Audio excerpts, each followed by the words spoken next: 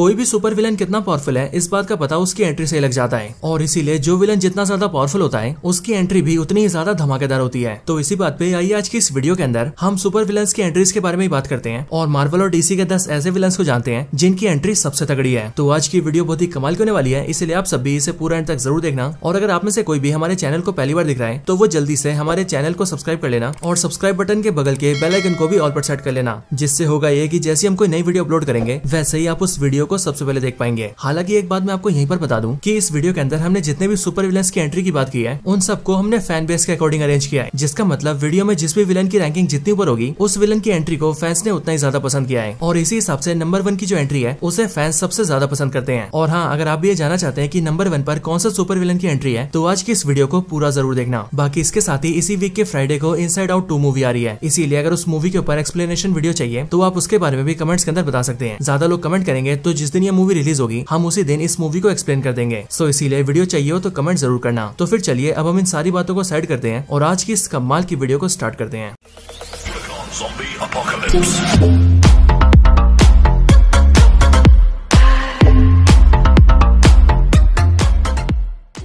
Number 10, हेला इन Thor Ragnarok. तो मौत की देवी हेला ओडिन की बेटी है जो कि एमसीयू में सबसे पहले सामने आई थी थॉर रैग्नारोक के अंदर, और मूवी के अंदर हेला के एंट्री सीन को one of the best entry scene माना जाता है। हेला यहाँ पर तब आती है जब ओडिन की मौत हो जाती है, क्योंकि ओडिन के मरते ही हेला अपनी कैद से आजाद हो जाती है और वो सीधा पोर्टल के जरिए अर्थ पर आती है, जहाँ पर उसके आते ही उसके सामने थॉर और लोकी होते हैं। इस टाइम पर जब हेला की एंट्री होती है तब वो देखने में काफी ज्यादा बैडएस लग रही होती है, और सिर्फ यही नहीं बल्कि अपने आने के साथ ही वो थॉर का हैमर भी तोड़ देती है, जिस सीन को देखकर ज्यादातर फैंस के होश उड़ जाते हैं। बाकी इसके बाद ही वो थॉर को पेलती है, लोकी को पेलती है, उन दोनों को बायफ्रोस्ट से बाहर फेंकती है और खुद एस्गार्ड पर जाकर सब तरफ कत्लेआम मचाती है। और इसीलिए इस मूवी के अंदर हेला का एंट्री सीन सच में बहुत ही गजब का होता है।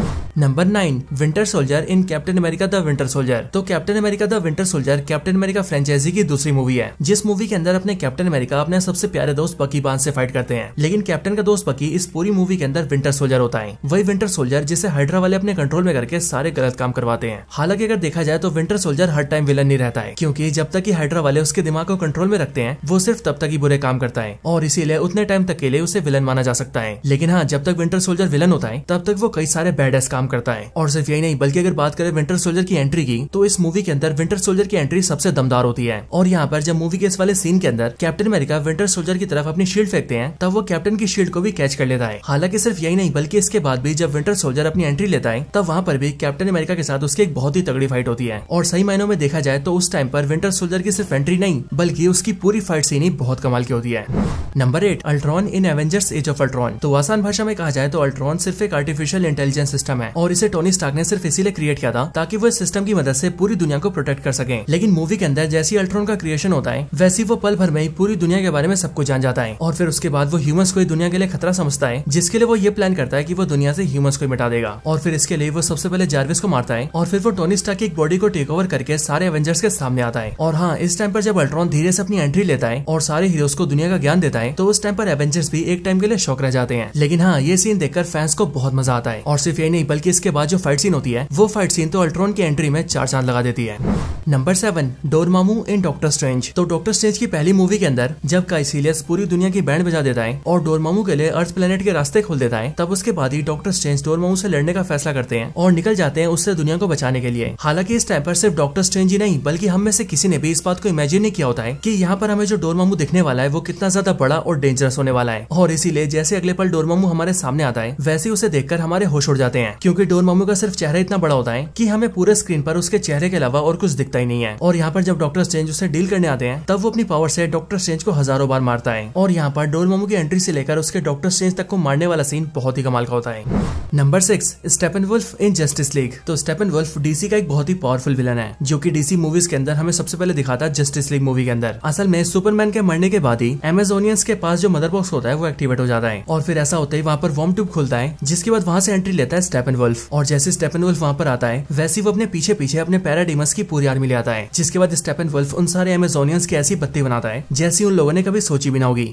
नंबर 5, सर्टर इन थॉर रैग्नारॉक। तो थॉर रैग्नारॉक मूवी से ये दूसरा ऐसा कैरेक्टर है जिसकी एंट्री बहुत कमाल की है। सर्टर बेसिकली एक पावरफुल फायर डीमन है जो कि मस्फेलहाइम को रूल करता है और मार्वल के हिसाब से एसगार्ड पर जो रैग्नारॉक आएगा उसे लाने का रिस्पॉन्सिबल भी सर्टर ही है। अब देखा जाए तो सर्टर थॉर रैग्नारॉक मूवी की स्टार्टिंग में अपीयर हो जाता है, लेकिन सर्टर की उस एंट्री में ज्यादा दमखम नहीं है, बल्कि इसकी बजाय सर्टर की बेहतरीन एंट्री आती है इस मूवी के एंड सीन के अंदर, और वो भी उस टाइम पर जिस टाइम पर सर्टर को इटर्नल फ्लेम मिल जाती है, क्योंकि एक बार इटर्नल फ्लेम के मिलने के बाद ही सर्टर अपनी पूरी पावर्स को अनलॉक कर लेता है, जिसके अगले पल सर्टर पूरे एसगार्ड के महल को तोड़ता हुआ बाहर निकलता है और अपनी टू-लेड स्वॉर्ड से पूरे एसगार्ड को बर्बाद कर देता है। और सच में यहाँ पर सर्टर की एंट्री बहुत दमदार होती है, साथ ही साथ यहाँ पर वो जैसी तबाही मचाता है उसे देखने में भी बहुत मजा आता है। Number 4, doctor Octopus in Spiderman No Way Home. तो डॉक्टर ऑटो ऑक्टेवियस यानी कि doctor Octopus initially Tobey Maguire के स्पाइडरमैन के विलन है, लेकिन ये अभी हाल ही में स्पाइडरमैन नो वे होम के अंदर दिखे थे, क्योंकि उस मूवी के अंदर डॉक्टर स्ट्रेंज की स्पेल की वजह से अलग अलग दुनियाओं के स्पाइडरमैन के विलन्स एमसीयू दुनिया में आ जाते हैं, और उन्हीं सारे विलन्स में से एक विलन डॉक्टर ऑक्टोपस भी होता है। डॉक्टर ऑक्टोपस की पहली एंट्री एक ब्रिज के ऊपर होती है, जहाँ पर अपने आने के साथ ही वो सब कुछ तबाह करने लगता है, लेकिन हाँ, यहाँ पर जैसी एंट्री डॉक्टर ऑक्टोपस लेता है वैसी एंट्री और कोई दूसरा विलन नहीं ले पाता है। और सिर्फ यही नहीं, बल्कि अपने आने के साथ ही जैसी वो हेलो पीटर बोलता है वैसी वो सीन देखकर भी फैंस को बहुत मजा आता है। और मुझे अभी भी याद है कि जिस टाइम पर थिएटर्स के अंदर ये सीन आया था उस टाइम पर सारे फैंस ने खड़े हो होकर सीटियां बजाई थी। Number 3, Thanos in Avengers infinity war. तो एवेंजर्स इन्फिनिटी वॉर की स्टार्टिंग ठीक वहीं से होती है जहाँ पर थॉर रैग्नारॉक खत्म हुआ था, और थॉर रैग्नारॉक में हमने देखा था कि अपने प्लेनेट एसगार्ड के तबाह होने के बाद ही थॉर अपने सारे आदमियों को लेकर सीधा अर्थ की तरफ आ रहा होता है। लेकिन जैसे ही यहाँ से एवेंजर्स इन्फिनिटी वॉर की शुरुआत होती है वैसे थॉर की शिप के सामने थैनोस का बड़ा सा शिप आता है, जो कि देखते देखते थॉर के शिप पर अटैक कर देता है। लेकिन हाँ, फिर उसके बाद ही वहाँ पर एंट्री होती है मैड टाइटन थैनोस की, जो कि अपने दिखने के साथ ही सबसे पहले थॉर की गुद्दी पकड़ के उसे उठाता है, और फिर वो लोकी से टेसरेक्ट को लेने के लिए थॉर को टॉर्चर भी करता है। और सिर्फ यही नहीं, बल्कि इसके बाद ही थैनोस के ऊपर हल्क हमला करता है, जिसके बाद हमें दिखती है थैनोस और हल्क की एक आइकॉनिक फाइट। और वैसे इस सीन में बहुत सारे फैंस को ऐसा लग रहा था कि हल्क यहाँ पर थैनोस को बहुत ही बुरी तरह से मारेगा, लेकिन सबके होश तब उड़ जाते हैं जब अपनी एंट्री के साथ ही थैनोस हल्क को बहुत बुरी तरह से मारता है। लेकिन हाँ, इन सब चीजों की वजह से ही थैनोस की पहली एंट्री बहुत कमाल की हो जाती है।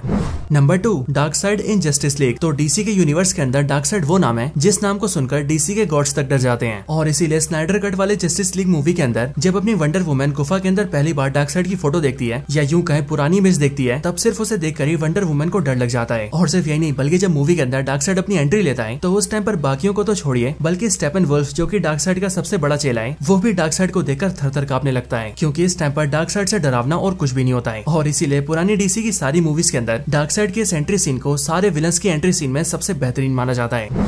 Number 1, Thanos in Avengers end game. तो थैनोस तो मार्वल का वो विलन है जिसने एमसीयू मूवीज के अंदर जितनी बार एंट्री ली है उतनी बार ही उसने सबका ध्यान अपनी तरफ खींच लिया है। लेकिन हाँ, पूरे मार्वल सिनेमैटिक यूनिवर्स के अंदर थैनोस की जो एंट्री सबसे बेहतरीन एंट्री है वो है थैनोस की एवेंजर्स एंड गेम वाली एंट्री, और स्पेशली वो भी तब जब थैनोस अपनी आर्मी को लेकर अर्थ पर आता है, क्योंकि इस टाइम पर जैसे ही थैनोस अर्थ पर पहुंचता है वैसे वह सबसे पहले थैनोस की फैसिलिटी को उड़ाता है, सारे एवेंजर्स को मलबे के नीचे दबाता है, और फिर उसके बाद ही थैनोस पूरी तैयारी के साथ अपनी एंट्री लेता है। और इस टाइम पर थैनोस अपने अपीयरेंस से ये बता देता है कि वो इस बार बातचीत करने के बिल्कुल मूड में नहीं है, और इस बार वो आया तो सिर्फ और सिर्फ सारी दुनिया को तबाह करने के लिए और इन्फिनिटी स्टोन्स को हासिल करने के लिए। हालांकि थैनोस की ये वाली एंट्री सबसे ग्रैंड एंट्री इसीलिए है क्योंकि इससे ठीक 5 मिनट पहले तक सब कुछ बहुत सही चल रहा होता है। एवेंजर्स को सारे स्टोन्स मिल चुके होते हैं, हल्क ने स्नैप कर दिया होता है, और आधा यूनिवर्स जो कि 5 साल पहले खत्म हो गया था वो भी स्नैप की वजह से वापस आ जाता है। लेकिन अगले पल जैसी थैनोस की एंट्री होती है वैसी अपनी एंट्री के साथ ही वो इस बात को दर्शा देता है कि जब तक वो जिंदा है तब तक कौन जिएगा और कौन मरेगा इस बात का फैसला सिर्फ वही कर सकता है। और इसीलिए इन सारी चीजों की वजह से एमसीयू के सारे विलन्स की एंट्री में से सबसे बेहतरीन एंट्री मानी जाती है।